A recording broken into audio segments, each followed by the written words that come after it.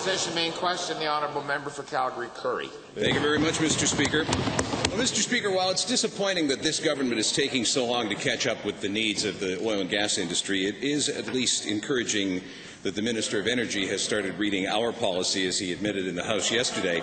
Having read our policy, which was based on extensive consultation, the Minister should know by now that the oil and gas industry needs certainty, quicker approval turnaround times, and well-thought-out royalties. So, to the Minister of Energy, when the Minister finally gets around to releasing his competitiveness review, will he actually make the changes at that time, or is this just going to be yet another report?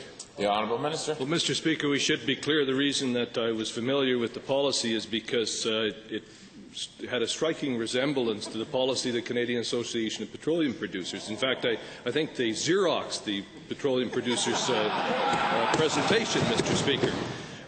We will, as I said yesterday, be releasing the competitiveness review in due course, and we'd be happy to discuss it in this Assembly.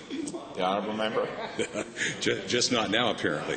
Mr. Speaker, by the time this minister does anything, it will be the 5th or 6th royalty tweak in the last 2.5 years. Investors no longer trust that the rules this month in Alberta are going to be the rules next month. So how long can the industry expect this latest system to last? The Honourable Minister. Well, Mr. Speaker, we're not talking about royalty tweaks. What we're talking about is a competitiveness review. It's a review that's going to take into account all of the elements that business and the oil and gas industry has to consider when investing in this province. And, Mr. Speaker, this particular review is going to be about one thing only, and that's going to be about jobs for Albertans. We're going to ensure that this is the most competitive environment so that Albertans are working in the oil patch, Mr. Speaker. The Honourable Member. And 78,000 unemployed Albertans wait and wait and wait. One of the policies we know right now should be implemented is a simplified one-window approach to speed up applications. When will the minister bring in a one-window approach?